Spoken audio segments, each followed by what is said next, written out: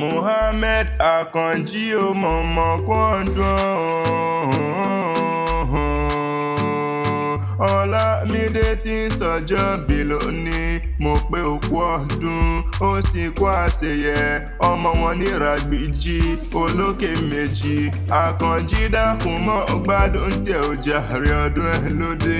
Àìsàn wá ní kọ́ ọ, ọlọ́run ọba mi ò kú ní jẹ́ òkánjú kú, láṣẹ Elédùmarè ọba Akanni o. Ọlámídé ni mò ń ké sí, òní ní sọjọ́ bí rẹ gangan, ìjọ mọ̀mọ́ bí ọ̀sáyé, ọjọ́ abíní ni mo wí o. Iye ọjọ́ tẹ́nìkan ò lè fẹnu ṣàlàyé, ìhà tí mọ̀mọ́ dojúkọ. Muhammed ẹni bá ní òkú, olúwa rẹ̀ ní òkú lọ́lọ́run ọba. Ìwọ ò ní kánjú kú, bẹ́ẹ̀ ni ò ní dààmú nílé ayé tó wá. Wàá dàgbà wá bẹ́gbẹ́ pé wàhálà lùyọ ni lọ́lọ́run ọba Ọlámídé o. Muhammed Akanni ni mò ń ké sí, mo pé ọmọ nǹkan ọmọ yan fanda ni.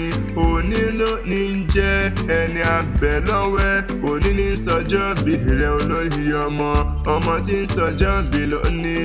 Mẹ́bí wọn ládùn máa dán, ọmọ alálùbáríkà ọmọ ni, ọmọ tó fi gbogbo ọjọ́ dára bí ègbìn. Àwòtún ọmọ ni, àmọ́ lára àmọ́ bí òyìnbó. Akanni ó ṣe bí wọn ládára mọ́ fìtì padà ṣe gẹ́gẹ́ arẹwà bí rẹ̀ ṣọ̀wọ́n láyé. Akanni dákun mọ́ gbádùn tí ò jàre ọdún ẹ lóde. Ìyá rẹ̀ Àṣàkẹ́ ní kò pẹ́ láyé kọrin kése, kò má ṣe yàn kú, láṣẹ Elédùmarè ọba.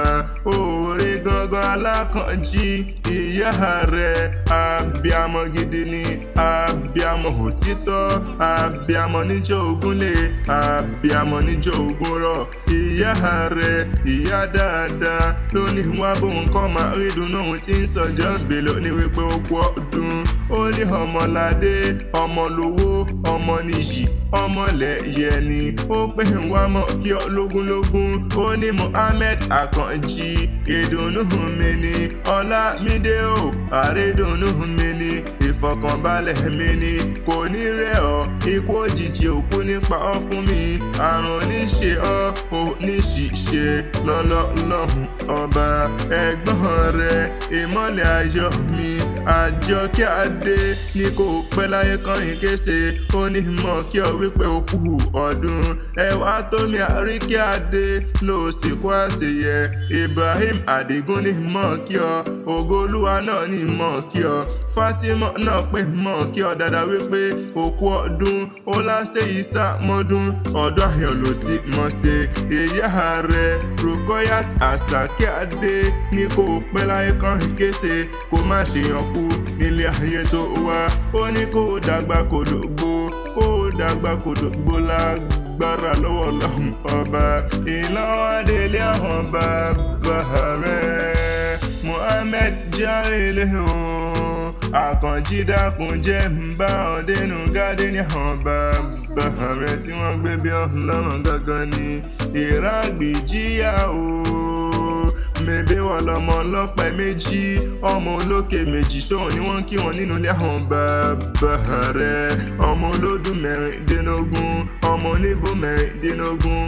Mẹ́bí wọn lọmọ rátó gbàjì, ọmọ onígbín mẹ́rìndínlógún. Mẹ́bí wọn lọmọ olókè méjì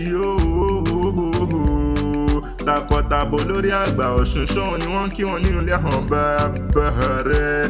Ọ̀kan ìlú lẹ̀ o Akanni òkú kan. Mẹ́bí wọn lọmọ òkè gàgàrà tí ń borí ilẹ̀ kílẹ̀. Mẹ́bí wọn lọmọ olódì ìlú o.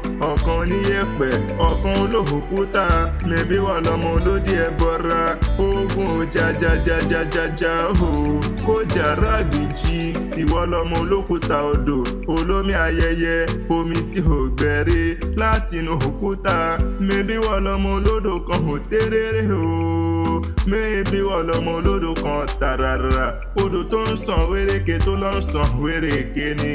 Mẹ́bí wọn lọmọ olómi ayẹyẹ, arúgbélédé débẹ̀ kò gbọ́dọ̀ bòmú alábàjá débẹ̀ wọn ò gbọ́dọ̀ bu ẹsẹ̀ẹsẹ̀ o ìsọwọ́ onísọ̀bọ̀rọ̀ òun ni mọ̀mí odò náà gbẹ ẹni kọlà kí báwọn débẹ̀ ó ṣe wọ òhòhòhò nínú ilé hàn bàbá rẹ ni bẹbí wọn lọmọ olókè méjì takọtabo ẹ̀yin lọmọ olókè méjì ẹ̀yin lẹni dí ogún ọ ibùdó ọ̀rẹ́ o ẹ̀yin lọmọ oníbùdó mọ́kànlélógún ọmọlé Ọ̀ṣun ṣá ni wọ́n ń poríkìlẹ̀ hàn bàbá rẹ tí wọ́n gbé bí ọ̀nà gangan ni Mohammed mo ló kú ọdún Ọlámídé mo ló sì kú àṣeyẹ ni Àkànjí ìwòhò wá ní báwọn fọdún eléyìí ṣàṣemọ lágbára lọ́wọ́ lọ́hùn ọba ǹjẹ́ tán bá ní ta ní ń kọrin